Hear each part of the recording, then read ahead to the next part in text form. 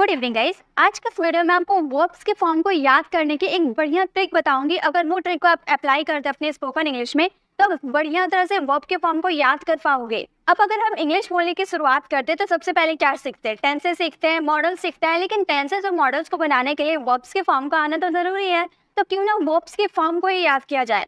चलो रट रट के हम वर्ब्स के फॉर्म को याद भी कर लेते हैं। तो क्या आप ज्यादा दिन तक उस वर्ब्स के फॉर्म को याद रख पाओगे? नहीं। अगर हम 2-3 बार अगर उसे रट भी लेते हैं तो लास्ट में उसे भूलना ही होता है। तो आज मैं ऐसी ट्रिक बताऊंगी जिससे आप वर्ब्स के फॉर्म को याद करना भूलोगे ही नहीं। आप बिना याद किए भी उसे पहचान जाओगे कि कहाँ पर किस वर्ब का यूज करना है और किस तरीके से करना है, और ये भी पहचान जाओगे कि कौन सा वर्ब है। उसे करते हैं। सबसे पहले आप ये बताइए वर्ब्स कितने टाइप के होते हैं? वर्ब्स के 2 टाइप होते हैं। एक होता है रेगुलर वर्ब एंड सेकंड होता है इररेगुलर वर्ब। आप हमेशा ये बात याद रखिए, अगर आप इंग्लिश बोलना चाहते हैं तो आपको 100% वर्ब याद रहना चाहिए, जिसमें ज्यादा जरूरी 95% आपको रेगुलर वर्ब आने चाहिए और 5% आपको इररेगुलर वर्ब आने चाहिए। कहते हैं रेगुलर वर्ब। तो सारे टीचर क्या बोलते हैं कि रेगुलर वर्ब में आप ईडी लगा दो, रेगुलर वर्ब का काम खत्म। बिल्कुल नहीं। रेगुलर वर्ब को भी याद करने का ट्रिक होना चाहिए। आप सभी वर्ब में ईडी तो लगाते हो। जैसे मैं यहाँ पर कुछ एग्जांपल, पहला एग्जांपल ड्राई एट। अब ये बताइए ये वर्ब्स कैसे बनेंगे? सब में डी लगाना है। चलिए हम सब में डी लगाते हैं। इसमें भी डी लगाना है तो हम लिखेंगे DRYED। इसमें भी ईडी लगाना है तो PLAYED लगा देंगे। इसमें भी ईडी लगाना है तो हम लगा देंगे ईडी लगा दिए। इसमें भी ईडी लगाना है, चलिए इसमें भी ईडी लगा दिए। तो क्या ये सारे सही है? हमारे सारे टीचर ने क्या सिखाया है कि रेगुलर लास्ट में ईडी लगा देना बेटा, काम खत्म हो जाएगा। यही तो हमारे टीचर ने हमें सिखाया है। गलत सिखाया है, ऐसा नहीं होता है। हाँ मानती हूँ कि सबके लास्ट में ईडी आपको देखने को मिलता है, बट ईडी लगाने का भी फॉर्मूला होता है ना। ड्राइंग में आपने ईडी लगा दिया तो क्या ये सेकेंड फॉर्म बन गया या थर्ड फॉर्म बन गया? बिल्कुल नहीं, ये गलत हो गया। प्ले में आपने ईडी लगा दिया तो ये सही बन गया। से में ईडी लगा दिया तो ये गलत बन गया। पैट में ईडी लगा दिया तो ये गलत बन गया। क्यों? इसमें भी हम लोगों ने ईडी लगाया तो ये राइट हो गया, बाकी सब रॉन्ग क्यों हो गया? क्योंकि यहाँ वाई एज इट इज आप इसका यूज नहीं कर सकते। यहाँ पे टी का आप एज इट इज यूज नहीं कर सकते, इससे चेंज करना पड़ता है। बट क्यों चेंज करे? हमें सिखाया गया है कि लास्ट में एडी लगाओ, हम एडी लगा दिए तो क्यों गलत हुआ? इस पे आपको क्वेश्चन आना चाहिए कि एडी ऐसा क्यों, हम लोगों ने एडी लगाया तो क्यों गलत हो गया? आखिर क्यों चेंज करना है? क्यों वाई को चेंज करना है? एज इट इज नहीं उतारना है। तो चलिए आज ये सभी पे हम डिस्कस करने वाले हैं। सभी रूल को सीखेंगे कि वाई को आखिर चेंज क्यों किया जाता है, सिलेबल क्या होते हैं, कब किसका यूज कहाँ किया जाता है। कभी कभी आपने देखा है जब आपके लास्ट लेटर होते हैं, जैसे कि आपने स्टॉप देखा होगा, इसका सेकेंड फॉर्म आपने देखा होगा, तो सेकेंड फॉर्म में क्या करते हैं? PPED लगा देते। तो कभी कभी आपने सोचा है स्टॉप वर्ब का फर्स्ट फॉर्म है तो यहाँ P क्यों किया गया है? लास्ट में तो सिर्फ ED लगता है तो P क्यों किया गया है? आपने कभी ऐसा सोचा है? नहीं सोचा है तो आज सोचने पे मजबूर हो जाएंगे आप। चलिए अब ट्रिक सीखते हैं कि आखिर ऐसा क्यों होता है। एक एक करके सारे ट्रिक सिखाऊंगी, सभी को जड़ से खत्म कर दूंगी। पहला रूल नंबर 1 हमारा क्या कहता है? Regular verb. रेगुलर वर्ब समझते हैं कि अंत में कॉन्सोनेंट प्लस वाई हो। कॉन्सोनेंट यानी कि जो वॉवल्स, 5 हमारे वॉवल्स होते हैं, 5 हमारे वॉवल्स को छोड़कर जितने बच जाते हैं वो सारे हमारे कॉन्सोनेंट होते हैं। तो कॉन्सोनेंट प्लस वाई रहने पर y को i में बदल कर ed जोड़ा जाता है। अब आपने सोचा y को क्यों बदला जाता है? जैसे ये r आपका क्या है? r आपका कॉन्सोनेंट है तो y को हम चेंज कर देंगे, i बना देंगे। तो हमारा कैसे बन जाएगा? DRIAD लगा देंगे। समझ गए? y को क्यों बदला जाता है? क्योंकि कॉन्सोनेंट प्लस y रहने पर y को चेंज कर दिया जाता है, i में बदल दिया जाता है। अब आपके सेकंड फॉर्म जो रहते हैं, थर्ड फॉर्म भी सेम रहते हैं, है ना? चलिए अब सभी को, ड्राई का मतलब क्या होता है? सूखा होता है। Second form dried and third form dried. Try को होता है कोशिश करना, y को i बदल देंगे, ed लगा देंगे, ट्राइड, एंड थर्ड फॉर्म भी हो जाएगा ट्राइड। नेक्स्ट है डिनाई। डिनाई का मतलब होता है अस्वीकार करना। इसका अगर सेकेंड फॉर्म बनाएंगे तो हो जाएगा डिनाइड एंड थर्ड फॉर्म भी होगा डिनाइड। नेक्स्ट है कैरी। कैरी मतलब होता है धोना। जब इसका सेकेंड फॉर्म बनाएंगे तो हम डबल आर तो लिखेंगे, वाई को आई में बदल देंगे और एडी लगा देंगे, कैरी का कैरिड हो जाएगा, थर्ड फॉर्म भी कैरिड हो जाएगा। समझ गए? अब आपको कभी कंफ्यूजन नहीं होगा कि वाई को कब चेंज करना है। जब कॉन्सोनेंट प्लस वाई रहे तो आप वाई को चेंज करके आई में बदल देना। तो चलिए अप्लाई को आप चेंज करो, इसका आंसर कमेंट बॉक्स में करो, फटाफट आपकी भी रिवाइज होते जाएगी। चलिए सेकेंड रूल हमारा क्या कहता है, सेकेंड रूल समझते हैं। गाइस इन सब की पीडीएफ आपको मेरे टेलीग्राम चैनल पर मिल जाएगी, आपको बस मेरे साथ समझना है कि रूल क्या है। उसके बाद आपको वर्ब्स की फॉर्म मिल जाएगी, आप उससे प्रैक्टिस कर सकते हो, उसे प्रैक्टिस कर लोगे तो आप कभी वर्ब्स के फॉर्म को आपको याद रखने की जरूरत नहीं पड़ेगी। आप फर्स्ट फॉर्म को देखकर ही सेकेंड और थर्ड फॉर्म बनाना सीख जाओगे। रूल नंबर सेकेंड है, जब अंत में वॉवल और वाई रहे, वॉवल और वाई रहता है तो वाई को आई में नहीं बदलना पड़ता। जैसे वाई से पहले क्या आपका वॉवल है ना, हमारा वाई को कब चेंज करना था, जब कॉन्सोनेंट प्लस वाई हो तो वाई को आई में बदल दिया जाता है। बट अगर वॉवल प्लस वाई हो तो वाई को नहीं बदला जाता है, वाई को एज इट इज रखा जाता है, इसीलिए ये ऐसे बन जाता है प्लेड एंड प्लेड। अब समझे वाई को क्यों नहीं चेंज किया गया है, क्योंकि ये वॉवल प्लस वाई है। प्रे यानी कि प्रार्थना करना, अगर इसका सेकेंड फॉर्म बनाए तो एज इट इज वाई उतर जाएगा, pred and pred. Same enjoy का मतलब होता है आनंद लेना, इसका सेकेंड फॉर्म क्या हो जाएगा, इसका सेकेंड फॉर्म हो जाएगा एंजॉयड। अब आपको कभी कंफ्यूजन नहीं होगा कि वाई को कब चेंज करना है और कब चेंज नहीं करना है। अनॉय का मतलब होता है चिढ़ाना, इसका सेकेंड फॉर्म हो जाएगा अनॉयड एंड थर्ड फॉर्म भी हो जाएंगे हमारे अनॉयड, ठीक है। एंड डिस्ट्रॉय का मतलब होता है नष्ट करना, तो ये आप कर लेना, आपकी भी प्रैक्टिस हो जाएगी, समझ में आ जाएगा। गाइस देखिए यहाँ पे हम क्या सीख रहे हैं कि वर्ब का सेकेंड और थर्ड फॉर्म कैसे बनाया जाता है, बट जानते हैं वर्ब का फोर्थ फॉर्म और फिफ्थ फॉर्म बनाने का भी तरीका होता है।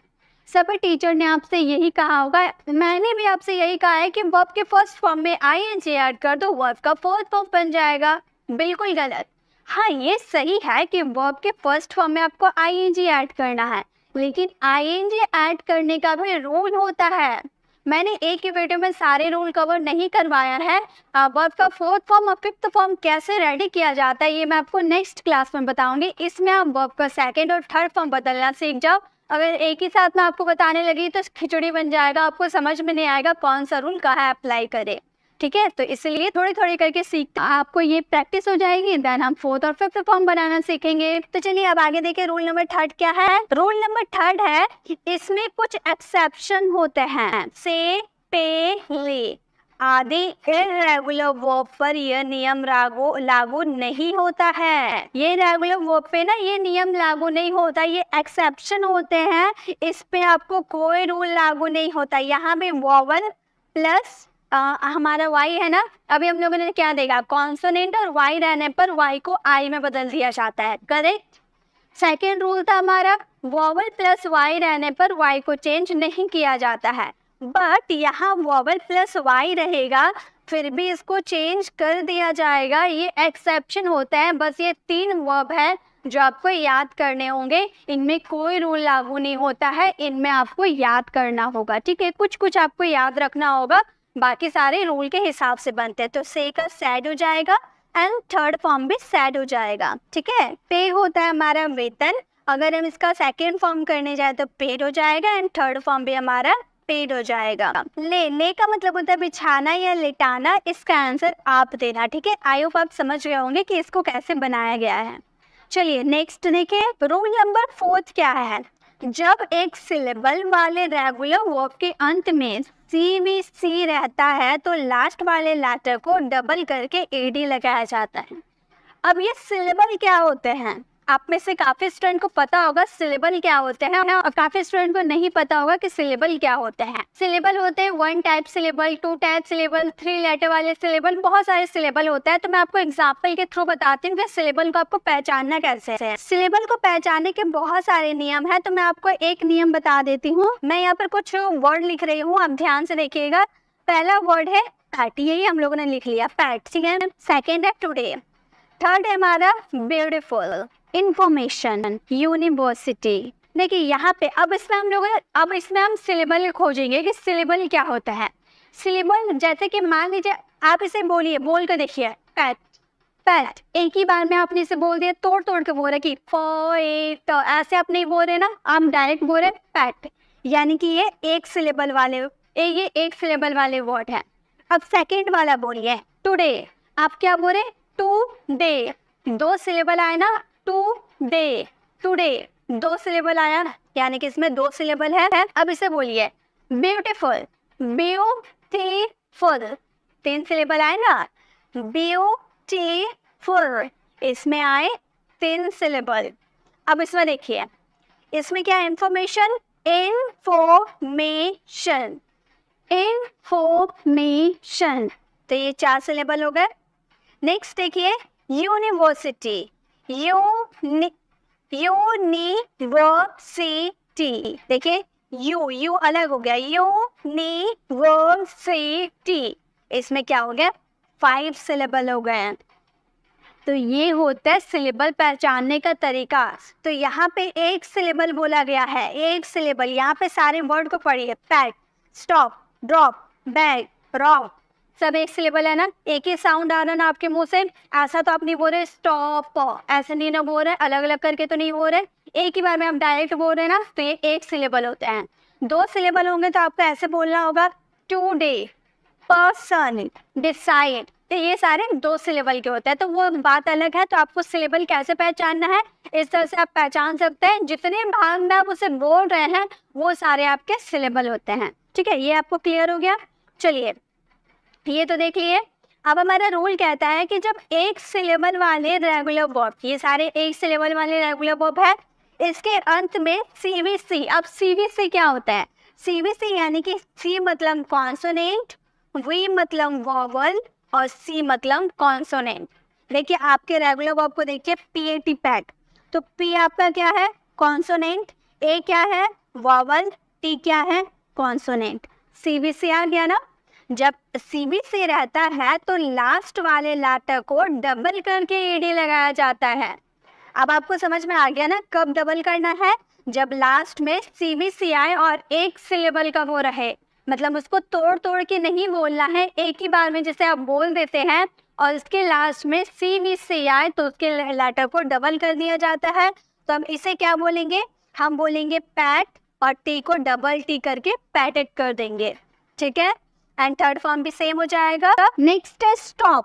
स्टॉप का मतलब होता है रोकना, तो यहाँ भी एक ही बार में बोल रहे, एक सिलेबल का है, और लास्ट में देखिए लास्ट वाले आप बोलोगे मैम यहाँ पर तो पहले सी है, कॉन्सोनेंट, कॉन्सोनेंट, वोवेल, कॉन्सोनेंट, मैंने क्या बोला, अंत में, अंत यानी कि लास्ट में, तो एस को छोड़कर लास्ट वाला देखिए सी वी सी है ना, तो मैंने क्या बोला था, लास्ट वाला को छोड़कर। ठीक है, तो उतना आपको ध्यान नहीं देना, बस लास्ट वाला को ध्यान देना है। टीओपी, सीवीसी आ गया ना, तो इसमें भी डबल पी कर देंगे, स्टॉप्ड, स्टॉप्ड। ठीक है, नेक्स्ट है ड्रॉप। ड्रॉप मतलब गिराना, ये भी सीवीसी है, तो बोल देंगे ड्रॉप्ड एंड ड्रॉप्ड। बहुत इजीली पहचान पा रहे हैं ना किसमें क्या लगाना है। बैग मतलब होता है भीख मांगना, इसका सेकेंड फॉर्म हो जाता है बैग्ड, एंड थर्ड फॉर्म पे हो जाता है बैग्ड। नेक्स्ट है रॉब, मतलब लूटना। इस सेंटेंस इसका आंसर आप कमेंट बॉक्स में करना। आई होप आपको ये भी रूल पता चल गया होगा कि वन सिलेबल क्या होता है, टू सिलेबल क्या होता है, और लेटर को डबल कब किया जाता है। एक और चीज आपको ध्यान देना, नेक्स्ट रूल में देखते हैं। नेक्स्ट रूल नंबर 5 है, अगर एक सिलेबल वाले रेगुलर वर्ब के बीच में दो वोवेल, क्या मैंने बोला, दो वोवेल लेटर हो तो लास्ट वाले लेटर को डबल नहीं किया जाता है। मतलब हम लोगों ने क्या देखा था, कॉन्सोनेंट था, फिर वोवेल था, फिर कॉन्सोनेंट था, राइट, ऐसा ही तो था हमारे रूल नंबर 4 में। इसमें देखिए क्या है, कॉन्सोनेंट है, फिर यहाँ दो वोवेल है और फिर कॉन्सोनेंट है। तो अगर बीच में दो वोवेल आते हैं तो लेटर को डबल नहीं किया जाता है। समझ गए? हाँ, आई होप आप समझ गए। तो चलिए इसको हम क्या बोलेंगे, सिट यानी कि बैठना, हम बोल देंगे सीटेड। थर्ड फॉर्म भी हो जाएगा सीटेड। तो आपको समझ में आ गया डबल कब करना है। लुक मतलब देखना, इसका सेकेंड फॉर्म हो जाएगा लुक्ड एंड थर्ड फॉर्म भी हो जाएगा लुक्ड। कुक का मतलब होता है खाना बनाना, इसका सेकेंड फॉर्म हो जाएंगे कुक्ड एंड थर्ड फॉर्म भी हो जाएंगे कुक्ड। नेक्स्ट है क्लीन मतलब सफाई करना, तो ये आप फ्रेम करना। चलिए नेक्स्ट रूल देखें। रूल नंबर 6 कहता है यदि रेगुलर वर्ब में दो सिलेबल, ठीक है, 2 सिलेबल समझ रहे हैं ना, का हो तो अंतिम सिलेबल CB से पूरा होता है, यानी कि लास्ट वाले सिलेबल CBC से पूरा होता है तो, तथा स्ट्रेच्ड हो तो लास्ट लेटर को डबल करके AD लगाया जाता है। एकदम ध्यान से समझिए मेरी बात, सब एकदम क्लियर कर दोगे, एकदम क्रिस्टल क्लियर हो जाएंगे सारे कॉन्सेप्ट अगर आपने ध्यान दिया तो। यहाँ पे हम लोगों ने क्या किया, 2 सिलेबल। अब बोल के देखते हैं। और बैट, इसका क्या साउंड हो रहा है, ओ बैट, यानी कि इसमें 2 सिलेबल है ना। हाँ 2 सिलेबल है। अंतिम सिलेबल CBC से पूरा होता है, ये हुआ से वे सी, CB से पूरा हुआ अंतिम सिलेबल। और स्ट्रेच्ड दिया जाता है, यानी कि जोड़ दिया जाता है। अब इसे क्या बोलेगा, अ बैट, ऐसे नहीं बोलेगा, आप बोलोगे अ बैट। बैट को क्या करें, जोड़ दे रहे हैं ना, स्ट्रेच दे रहे हैं। A bat, a lot, prefer, permit, तो जोड़ दे रहे हैं आप, डायरेक्ट नहीं बोल रहे परमिट, प्रेफर, ऐसे नहीं बोल रहे, ठीक है, एकदम जोड़ देकर स्ट्रेच देकर बोल रहे हैं। तो स्ट्रेच जब देंगे तो लास्ट वाले लेटर को डबल कर देंगे। याद रहे जब 2 सिलेबल हो, यानी कि 2 सिलेबल आते हैं और CBC से पूरा होता हो और लास्ट वाले को हम जोड़ देकर बोलते हैं तो लास्ट लेटर को डबल करके ED लगाया जाता है। ठीक है, चलिए लगाते हैं। ऑब्जेक्ट यानी कि उकसाना, तो हम इसे बोल देंगे ऑब्जेक्टेड, ऑब्जेक्टेड एंड ऑब्जेक्टेड। ठीक है, नेक्स्ट है अलॉट। अलॉट यानी कि अंश देना, तो हम इसे बोलेंगे अलॉटेड। अंश देना यानी कि कुछ हिस्सा देना, ठीक है, कुछ हिस्सा देना किसी चीज का, इसका थर्ड फॉर्म पे हो जाएगा अलॉटेड। नेक्स्ट है प्रीफर। प्रीफर, फॉर, एकदम जोड़ देकर बोले, स्ट्रेस दे रहे, पसंद करना। जैसे कोई बहुत चीज हम किसी के सामने रख देते हैं और बोलते हैं ना आप क्या पसंद करेंगे, मतलब आप क्या प्रीफर करेंगे, ठीक है, तो प्रीफर करने यानी कि पसंद करना, इसे हम बोल देंगे प्रीफर्ड, डबल R कर देंगे। ठीक है, यहाँ पर सॉरी, यहाँ पर तो मिस्टेक हो गया, डबल T होगा, प्रीफर्ड एंड प्रीफर्ड। ठीक है, चलिए नेक्स्ट है परमिट। परमिट यानी कि आज्ञा देना, इसका भी आंसर आप कमेंट बॉक्स में दीजिएगा। ये आपको समझ में आ गया कि डबल कब करना है, जब हमारा 2 सिलेबल हो और अंतिम सिलेबल CBC से पूरा हो और स्ट्रेंथ दिया जाता है तो वहाँ पे लेटर को डबल कर दिया जाता है। नेक्स्ट रूल में देख लीजिए, बहुत काम आएंगे। नेक्स्ट है रूल नंबर 7। अगर लास्ट सिलेबल अनस्ट्रेस्ड हो, अनस्ट्रेस्ड मतलब उसमें जोड़ ना दिया जाता हो, तो अधिकतर केस में लास्ट लेटर को डबल नहीं होगा। मतलब इससे देखिए 2 सिलेबल है, ओपन, 2 सिलेबल है ना, ओपन, लेकिन क्या हम ऐसे बोल रहे ओपन, ओपन आप बोल रहे क्या, पेन को हम जोड़ देकर बोल रहे क्या, इंटर, आंसर, आप जोड़ देके तो नहीं बोल रहे, आप एकदम आराम से बोल रहे ओपन, इंटर, आंसर, एकदम आराम से बोल रहे ना, जोड़ नहीं दे रहे, यानी कि अनस्ट्रेस्ड है, तो इसमें डबल नहीं किया जाएगा। ठीक है, ये CBC से पूरा हो रहा है, देखिए ये भी CBC से पूरा हो रहा है और ये भी 2 सिलेबल का ही है, लेकिन ये अनस्ट्रेस्ड है, इस पे जोड़ नहीं दे रहे हैं हम, इसीलिए इसमें डबल नहीं होगा लास्ट लेटर। बहुत चेंज, एकदम माइनर सा डिफरेंस है, आपको याद रखना होगा। तो ओपन यानी कि खोलना, तो इसका सेकेंड फॉर्म हो जाएगा ओपन एंड थर्ड फॉर्म हो जाएगा ओपन। देखिए गाइस, एक बार और आप वीडियो को अच्छे से वॉच कीजिएगा तो आपको ये अच्छे से क्लियर हो जाएंगे। इंटर का मतलब होता है प्रवेश करना, इसका सेकेंड फॉर्म हो जाता है इंटर्ड एंड थर्ड फॉर्म पे हो जाता है इंटर्ड। अगर आपको नहीं समझ में आया तो अभी वीडियो को दोबारा देखिएगा, क्योंकि अगर सोचेगा कि अब बाद में देखेंगे तो बाद में आप काफ़ी कुछ भूल जाएंगे, तो आप अभी देख लीजिएगा, तो छोटे छोटे डिफरेंस आपको एकदम आराम से समझ में आ जाएगा। नेक्स्ट है आंसर, उत्तर देना, इसका आंसर आप कमेंट बॉक्स में करना। चलिए रूल हम लोगों ने सीख लिया। यही सारे रूल थे रेगुलर वर्ब के जो हम लोगों ने सीख लिया। आई होप आपको सारे रूल पसंद आए होंगे और इसकी नेक्स्ट क्लास में जल्द लेकर आऊँगी जिसमें आप लोगों को 4th फॉर्म और 5th फॉर्म में बनाना सिखाऊंगी, ठीक है, क्योंकि उस पर भी रूल होते हैं। अब देखिए, आपने कभी सोचा होगा कि रेगुलर वर्ब को भी याद करने के ट्रिक होते हैं? नहीं सोचा होगा। आपने सोचा होगा कि ईडी लगाया जाता है। जो मैंने छोड़ दिया, जैसे वर्क हो गया या फिर यूज हो गया, जैसे यहाँ पर देखिए एक वर्ड लिखा मैंने यूज, अब लास्ट में ए होने के कारण इसमें एडी नहीं लगाते हैं, हम इसका सेकंड फॉर्म में सिर्फ डी लगा देते हैं। तो वो सब तो इजी चीज है, वो सब आप समझ जाओगे। ड्रीम यानी कि ख्वाब देखना या सपना देखना, dreamed, dreamed, dreaming, dreams. Arise मतलब जागना, अरोज, अराइजन, अराइजिंग, अराइजिंग्स। बी यानी कि होना, बी का वर्ड्स वर्ड सेकेंड फॉर्म होता है, third form been, fourth form being and 5th form में आप इस का यूज कर सकते हो, ठीक है। बियर का मतलब होता है सहन करना, इसका क्या फॉर्म्स होंगे या आप कमेंट बॉक्स में दीजिएगा। बीट का मतलब होता है मारना, second form beat and third form beaten, fourth form beating, 5th form beats. Bite यानी कि काटना, bit, bitten, biting, bites. Break यानी कि तोड़ना, ब्रोक, ब्रोकन, ब्रेकिंग, ब्रेक। तो गाइस ये थे हमारे सारे वर्ब्स के फॉर्म। मैंने काफ़ी सारे आपके वर्ब्स को फॉर्म दे दिया है और आप चिंता मत कीजिए, इससे भी ज़्यादा मैं A to Z जितने भी वर्ब्स के फॉर्म होते हैं मैं आप लोगों के लिए वो अरेंज कर रही हूँ। मैं उसकी भी वीडियो आप लोगों के लिए लेकर आऊँगी और उसकी PDF भी आप लोगों से शेयर करूँगी।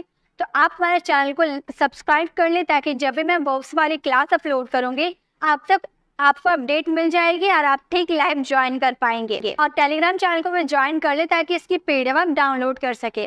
गाइस आपको वीडियो कैसे लगी कमेंट में ज़रूर बताइएगा, एक प्यारा सा कमेंट ज़रूर कीजिएगा ताकि मैं मोटिवेट हो पाऊँ। और आपको रेगुलर वर्ब को याद करने की ट्रिक पसंद आई, आपको और भी ऐसी ट्रिक चाहिए तो आप मुझे कमेंट बॉक्स में कमेंट में मुझे बताइएगा। मैं आपको हर टॉपिक की बेस्ट से बेस्ट ट्रिक समझाने की कोशिश करूंगी जिससे आप इजी वे में सारे ग्रामर के रूल को कवर कर पाएं। गाइस अगर आपने इससे पहले वाली वीडियो को विजिट नहीं किया तो लेफ्ट साइड क्लिक करके इससे पहले वाली वीडियोस को विजिट कर लीजिए। और मिलते हैं नेक्स्ट ऐसे इन्फॉर्मेटिव वीडियोस के साथ, तब तक के लिए कीप लर्निंग।